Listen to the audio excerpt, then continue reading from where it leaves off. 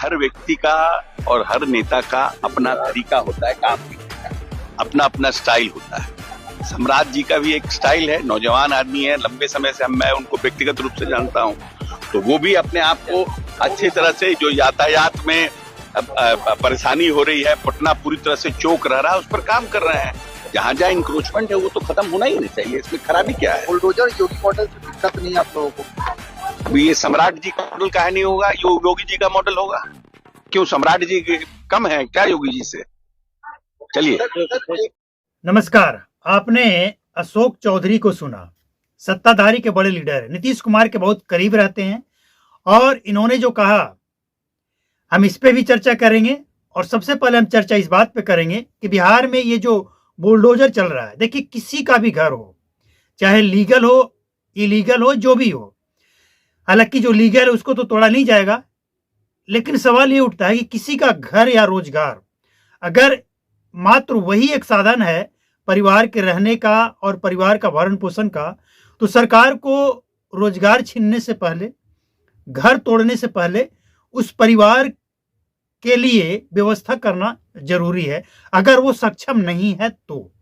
लेकिन बिहार में या किसी भी राज्य में, दिल्ली में भी जब घर तोड़ा जा रहा था, झुग्गी झोपड़ी, तो जो सामने आई थी तस्वीरें कि झुग्गी तो दिखाने के लिए मात्र है, सरकारी घर उसे मिला हुआ है और उससे उस व्यक्ति ने किराए पे लगा रखा है और खुद झोपड़ी में रहकर गरीब होने का दिखावा करके सरकारी योजना का फायदा लेने के लिए ये सब नौटंकी है। लेकिन बिहार में जहां तक घर तोड़ने की बात है, अगर किसी परिवार का घर तोड़ा जा रहा है और उस परिवार के पास मात्र वही एक घर है, तो सरकार सबसे पहले उसके रहने का व्यवस्था करे। और किसी रेहड़ी फुटपाथ वाले जो सब्जी फल बेचकर अपने परिवार का भरण पोषण करते हैं, इनके लिए रोजगार का व्यवस्था करे। क्योंकि एक तरफ पीएम मोदी कहते हैं कि आप रोजगार करो, पकौड़े बेचो, सब्जी बेचो या कुछ भी करो, रोजगार करो, क्योंकि सबको सरकारी नौकरी देना संभव नहीं है। तो आप इस तरह के हड़कंप मचाएंगे तो लोग रोजगार कहां करेंगे? लेकिन रोजगार भी हो सकता है और बिना अतिक्रमण किए भी हो सकता है। अब समझिए, बिहार में बहुत सारे ऐसे बाजार आपको देखने को मिल जाएगा जहां पे रास्ता कम है। अगर साप्ताहिक बाजार या फिर जैसे भी डेली बाजार हो, साप्ताहिक हो, अगर बाजार लगता है और रास्ता कम है, लोग फुटपाथ पे लगाकर बैठ जाते हैं। अगर कोई एक गाड़ी उस रास्ते में आ जाए तो बामुश्किल क्रॉस तो कर जाएगी, लेकिन दूसरे तरफ से भी अगर गाड़ी आ जाए तो बहुत मुश्किल हो जाता है। तो सवाल यह है कि ऐसे फुटपाथ पे बाजार लगाने वाले जो लोग हैं, इनको आप हटाइए, लेकिन उन लोगों को कहीं ऐसे जगह पे शिफ्ट कर दीजिए जहां पे वो अपनी रोजी रोटी, अपने परिवार का भरण पोषण करने में कम से कम सक्षम रहें।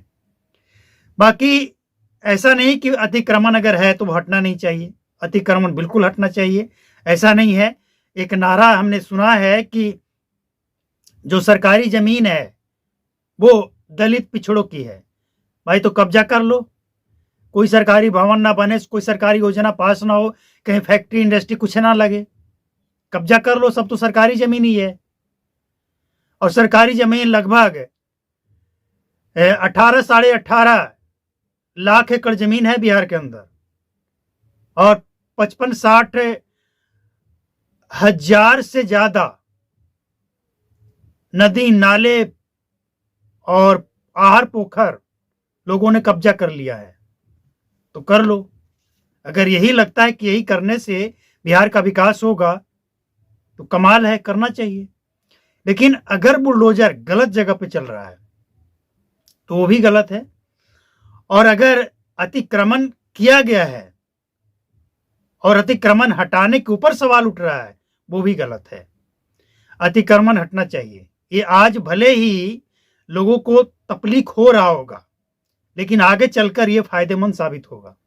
अतिक्रमण किसी भी बाजार, किसी भी शहर के लिए कतई सही नहीं है, गलत है, हटनी चाहिए। आज तकलीफ होगा, अब लोगों की दलीलें देखिए ना, क्या दलीलें हैं कि हमारे कई पुश्त इस जमीन पे रह चुके हैं। तो इसका मतलब क्या हो गया कि सरकारी जमीन आपका हो गया। कुछ लोग ये कह रहे हैं कि लालू यादव ने ये जमीन दिया था जिस पे हम घर बनाकर रह रहे हैं। तो लालू यादव ने अगर जमीन दिया है तो उसका पेपर भी होगा। वो सत्ता में थे और जमीन दिए तो भाई लीगल दिए होंगे ना। और अगर नहीं दिए हैं लीगल तो फिर आपको वो ठगे हैं। आप ऐसे लोगों को भरोसा क्यों करते हैं? वो अपने नाम पे जमीन करवाते हैं वो लीगल तरीके से, और आपको जो देते हैं वो इलीगल होता है। ऐसे लोगों को भरोसा नहीं होना चाहिए। लेकिन फिलहाल जो बुलडोजर एक्शन है ये सम्राट चौधरी का सम्राट एक्शन है। ये योगी मॉडल नहीं है, सम्राट मॉडल है। और हम समझते हैं कि अतिक्रमण पे अगर बुलडोजर चल रहा है और अगर लीगल है, कोर्ट का आदेश है, तो फिर सरकार और वोट से दूर दूर तक कोई रिलेशन नहीं है। कुछ लोग ये भी कह रहे हैं कि और एनडीए को वोट दो और भाजपा को वोट दो। भाई मतलब क्या है आपका? भाजपा को वोट दे दिए तो क्या बिहार में अब सब चीज इलीगल काम होता रहे, अतिक्रमण होता रहे, लोग अवैध तरीके से व्यापार करते रहे? यही चाहते हैं लोग, इस पे सख्ती ना हो। और फिर यही लोग कहेंगे कि आप सत्ता में थे, क्या किए, तब आपने क्यों नहीं? आज भी कह रहे हैं ना कि पहले लोगों को नहीं दिख रहा था कि ये अतिक्रमण है। उस समय कहां थे भाई? पुलिस जब चोर को पकड़ता है तो पुलिस पे अगर ये सवाल उठाया जाए कि पुलिस को तब पता नहीं था कि जब चोर चोरी कर रहा था। अरे चोरी कर रहा था उस समय नहीं पता था, लेकिन चोर पकड़ा गया तो क्या उसे सजा नहीं होनी चाहिए? मतलब ये देश संविधान से चलेगा या नहीं? 100 की एक बात, अगर संविधान से चलेगा तो फिर जो इलीगल है उसका जवाब, उसका जो चैलेंज है वो आप कोर्ट में कीजिए। बाकी वहां विरोध करना, पत्थरबाजी करना, सोशल मीडिया पे गंद फैलाना, ये सही नहीं है। और हम समझते हैं कि बुलडोजर एक्शन अगर इलीगल है तो लोगों को कोर्ट जाना चाहिए, और खासकर विपक्ष के लोग जाएं और इंसाफ दिलाएं। कुछ लोग कहें कि आप क्या कर रहे हैं, आप इंसाफ। भाई मीडिया वाला का काम है, जो इधर हो रहा है, जो उधर हो रहा है, जो लीगल है, अनलीगल है, इलीगल है, इलीगल है, जो भी है हम उसकी चर्चा करते हैं। बाकी जिसको तकलीफ है सामने उसी को आना पड़ता है। मेरे साथ होगा, हम आएंगे, मेरे साथ कोई दूसरा नहीं आएगा। लेकिन अगर इलीगल है तो सोशल मीडिया पे चिल्लाने से, अफवाह फैलाने से ना तो सरकार को कोई फर्क पड़ता है, और ना जिसका घर पड़ा है, टूटा है, उसको वापस घर मिल जाता है। तो फिर मतलब कोई नहीं है। लेकिन खबरों का असर ये होता है कि जब सरकार तक पहुंचती है, पुलिस वाले तक पहुंचती है, तो एक्शन होता है, और एक्शन में जो दोषी पाए जाते हैं उनके ऊपर कार्रवाई होती है। लेकिन एक रिसर्च से, एक सोर्स से यह भी पता चला है कि ये जो सोशल मीडिया पे चिल्लाने वाले लोग हैं ना, इनमें ज्यादातर वो लोग हैं जो सरकारी जमीन पे कब्जा करके घर बनाकर, दुकान बनाकर, किराए पे लगाकर माल कमा रहा है। ये लोग ज्यादा चिल्ला रहे हैं, फड़फड़ा रहे हैं कि क्या होगा।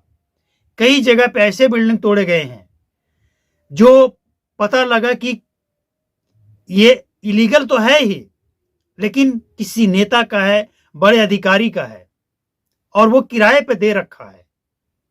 अब समझिए, ऐसे लोग चिल्लाएंगे नहीं तो क्या होगा? इस तरह के मकान टूटना चाहिए या नहीं टूटना चाहिए? लेकिन अगर कोई गरीब है जिसका एक ही घर है तो भाई वहां पे इंसाफ भी मिलना चाहिए।